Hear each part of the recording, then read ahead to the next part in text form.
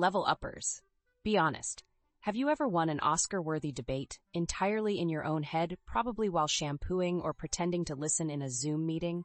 You know the scene. You're delivering devastatingly witty comebacks. Your logic is as flawless as a diamond. Your opponent crumbles in tearful admiration of your rhetorical genius, and you even manage a cool mic drop exit, possibly with a slow-motion hair flip. You're basically a verbal gladiator, a titan of talking points, the Shakespeare of snappy retorts. Then, the actual conversation happens, and suddenly, your inner Cicero, your brilliant mental speechwriter, has apparently clocked off for the day, leaving a confused goat who can only bleat awkwardly in charge of your mouth. Your killer lines vanish like socks in a dryer. Your brilliant arguments devolve into something like, but, you're a meanie pants. And you end up either staring blankly as if you've just seen a unicorn riding a unicycle, or accidentally agreeing to something you definitely didn't want to. People, what is this cruel bait and switch?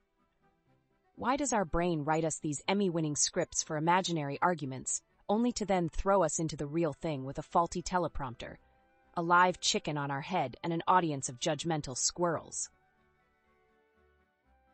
Well, buckle up, buttercups, because today we're exposing a shocking secret. There's a sneaky, drama-loving part of your brain that isn't just a terrible scriptwriter for reality. It actually gets a weird, perverse little thrill from the chaos of it all.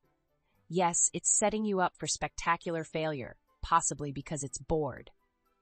We're diving deep into why these conversations feel like an emotional demolition derby, and what prehistoric gremlin in your skull is secretly popping popcorn and enjoying the show. Prepare for revelations. It's not you consciously wanting to be miserable, of course not. It's your ancient wiring, your brain's very own internal drama llama, kicking into high gear. Mostly. You see, when a conversation feels difficult, it's often because your brain has sounded the alarm, perceiving a threat.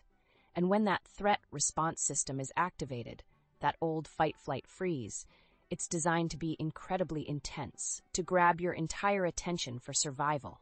That intensity, that adrenaline surge, that feeling of, oh my God, this is major. That's your brain doing its job, albeit a job description written when the biggest threat was a saber-toothed tiger, not your partner's opinion on your new haircut. This intensity can be misinterpreted by you as the conversation being far more significant, the stakes far higher than they objectively are. So, the thrill isn't a love for suffering, but the jolt of an ancient survival program lighting up like a casino in a library. This framing is a bit cheeky, isn't it? Because it challenges that all-too-common narrative where we cast ourselves as helpless victims in the face of conflict. Today, in the first part of our deep dive, we are not dishing out 5 easy steps to win your next argument. Frankly, that's like putting a sparkly unicorn sticker on a tactical nuke. Instead, we are cracking open the rusty, creaking hood of your emotional engine. We're going to poke around with a metaphorical wrench to see why it sputters, stalls, and sometimes spectacularly explodes precisely when you need to have a calm, rational discussion. By personifying your brain as this sneaky prehistoric part, this internal agent of chaos, we can make these complex psychological concepts feel less like a personal failing and more like a shared, hilariously human experience. It's easier to laugh at my brain's being a dick than I am fundamentally flawed. So, if you're ready to understand the beautiful, baffling, and often infuriating anatomy of a difficult conversation, stick around. This is where you start to level up your life by first understanding the glorious mess within. Let's be brutally honest. The phrase difficult conversation is just polite HR-sanctioned jargon for prepare for an unscheduled cage match with your own anxieties, someone else's emotional baggage, and the ghosts of every unresolved argument you've ever had. Who actually circles these on their calendar with a smiley face? Ooh, 3 p.m. Confront Bob about his chronic lateness and passive-aggressive stapler flinging. Can't wait. Said no one, ever.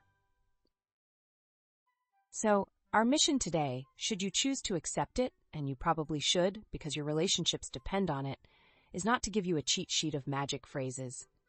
Nope. Before you even think about conversational tactics or how to win, you need to become an expert forensic psychologist of your own internal state. Why do these chats, big or small, transform us from reasonably functional human beings into sweating, stammering, defensive, or even screaming versions of ourselves? That's what we're dissecting.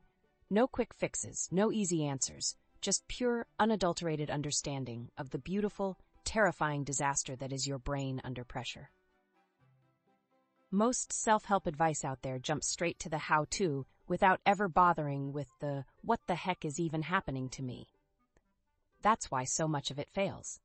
You can't fix an engine if you don't know how it works, or in this case, why it's currently on fire. And here's something to chew on.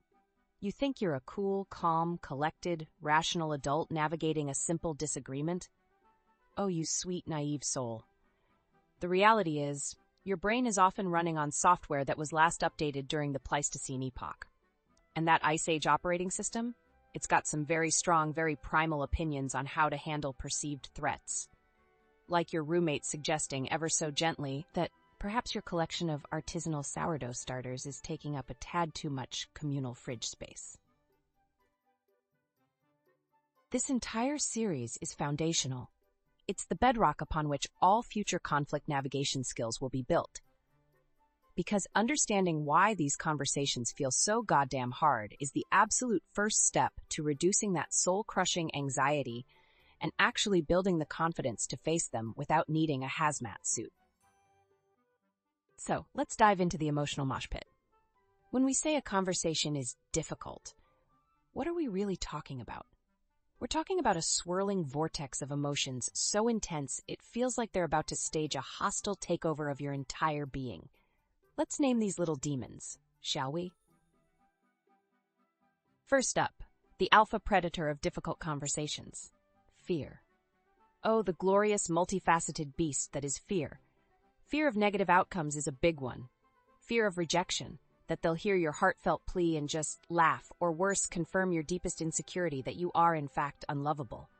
Fear of their anger? Will they yell? Will they get that scary look in their eye? Will they unleash the kraken of their repressed frustrations all over your carefully constructed argument? Fear of damaging the relationship, that this one conversation, this one disagreement, will be the straw that breaks the camel's back, and everything will come crashing down. And let's not forget the fear of repercussions. Will this get you fired? Will it mean silent dinners for a week? Will it be brought up in every future argument until the heat death of the universe? Then there's the fear of vulnerability. Vulnerability. It sounds so squishy, like a fancy Instagrammable way to say prepare to get emotionally curb-stomped. We're constantly told to be strong, to keep it together. But what if that strength is often just a well-polished suit of armor we wear because we're terrified of being seen, truly seen, flaws and all? What if strong is just being too damn scared to be real? Is all this fear just an evolutionary hangover from when being ostracized from the tribe meant certain death by saber-toothed tiger? Are we just sophisticated primates in business casual, terrified of being kicked out of the communal banana pile if we dare to disagree too loudly? It's a thought, isn't it? Next in our emotional horror show, anxiety. This is fear's annoying little cousin, the one that shows up way too early to the party and just hovers. Anxiety is that delightful anticipatory stress, that sensation of your stomach performing acrobatic routines for hours, even days, before the actual dreaded conversation. It's your brain basically throwing a non-stop horror movie festival, starring you in a poorly lit room about to say something mildly uncomfortable. And your body? Oh, your body is all in on this drama.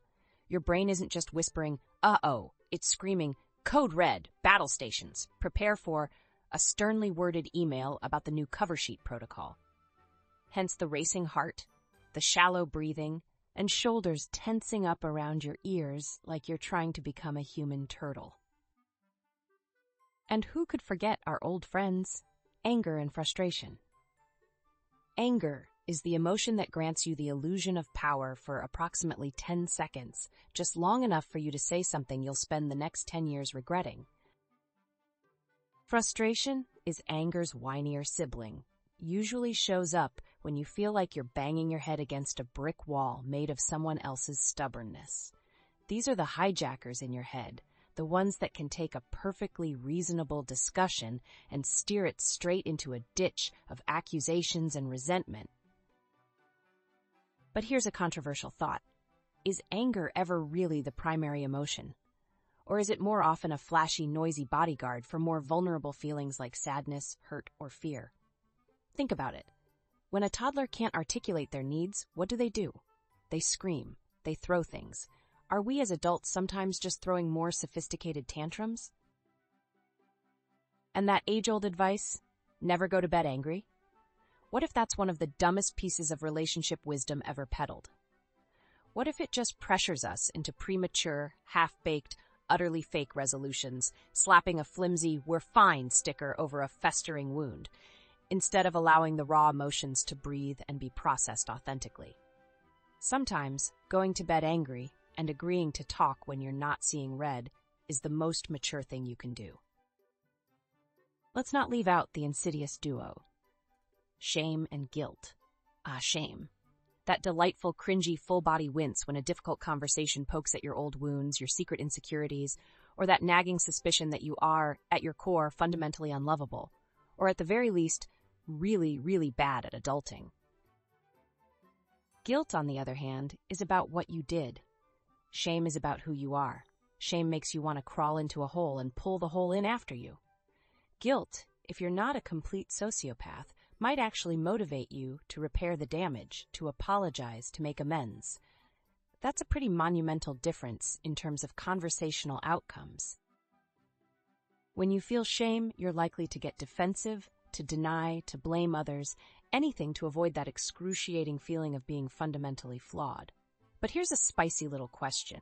How often is shame weaponized in conversations, even unintentionally? That subtle comment, that disappointed look, that sigh that says, "I expected better of you." Ever felt that? That's shame being deployed, and it's a highly effective way to shut down honest dialogue. Finally, the quiet assassins, often lurking beneath the surface, sometimes wearing an anger disguise. Sadness and hurt. Sometimes, underneath all that bluster, all that, "I'm perfectly calm, why are you yelling?" is just a very small, very sad, very hurt little part of you that desperately wants a hug, or a cookie, or at the very least, for the other person to finally admit they were catastrophically wrong about the optimal way to load the dishwasher. This is where things get really interesting, especially when we consider the power dynamics of emotional expression. Expressing sadness often requires immense vulnerability. Crying, for instance, might elicit sympathy from one person, but another might see it as weakness, or worse, a manipulative ploy. Crocodile tears, designed to gain an unfair advantage. Roaring like an enraged bear when you're angry? That can be intimidating, sure. It might even get you what you think you want in the short term. But are you actually connecting? Are you fostering understanding? Or are you just scaring everyone into temporary submission? Here's a plot twist for you.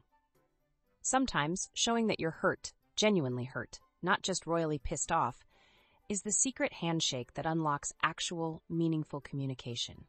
Acknowledging sadness, yours or theirs, can be a powerful de-escalator, shifting the dynamic from a battle to a potential bridge.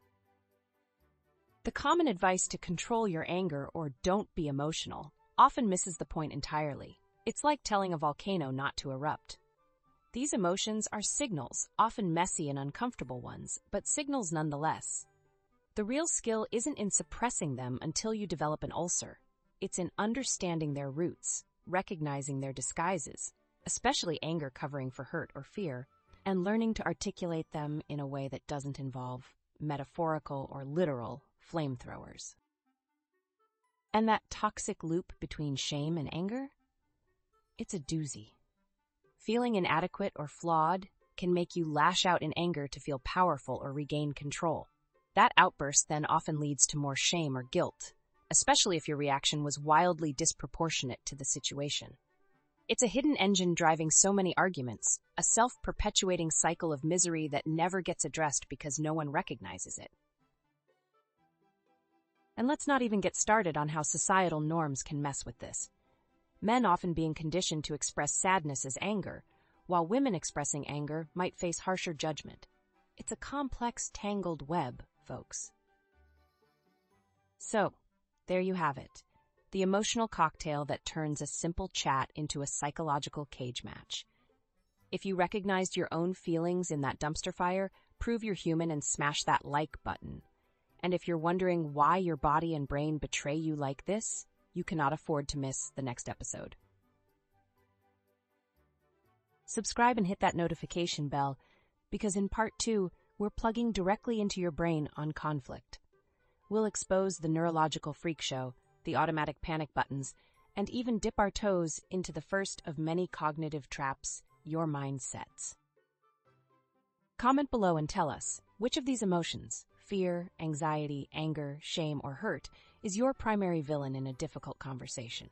Let's normalize this struggle. See you in part 2.